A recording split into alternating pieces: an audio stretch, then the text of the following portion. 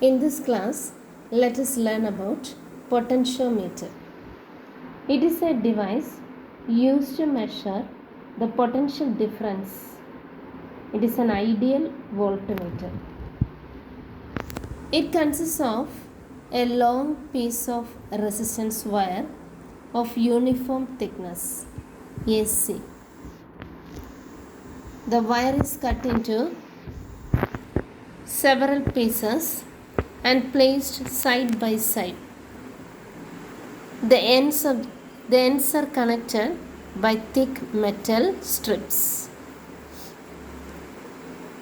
Each wire is 1 meter. Each piece is 1 meter long.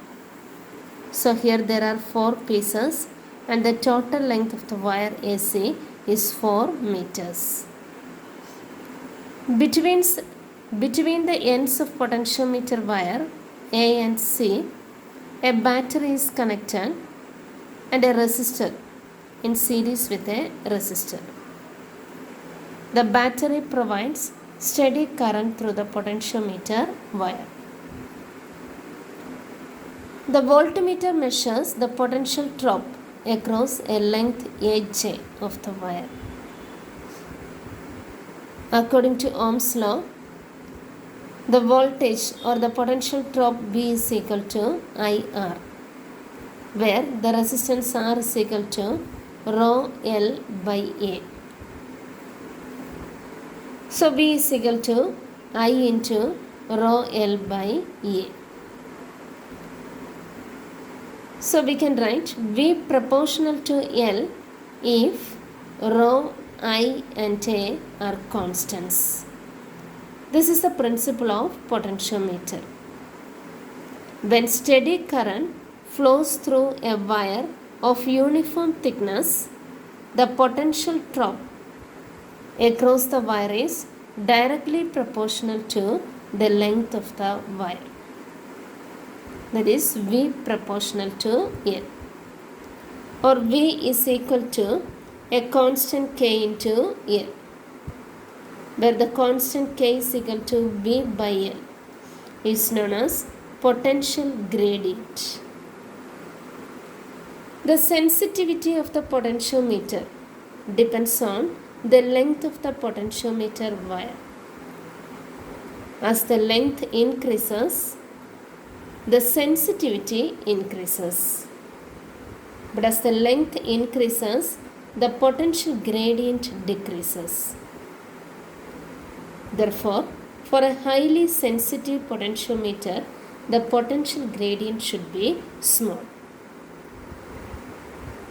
The potentiometer is used for two purposes. The first one is for comparison of EMF of two cells, two primary cells. And the second use is to find the internal resistance of a primary cell. And now let us see the first use, that is comparison of EMFs. AC is the potentiometer wire and battery provides the steady current through the potentiometer wire. So this is the driving circuit of the potentiometer. And the cells whose EMF are to be combined are connected from the end A of the potentiometer. The positive terminals of E1 and E2 are connected to A and the negative terminals are connected to a two-way key, and the key is connected to a galvanometer and the other terminal of the galvanometer is connected to jockey, and jockey is a sliding contact. It can be moved along the wire AC. According to the principle of potentiometer, the potential drop across a length is directly proportional to length of the wire.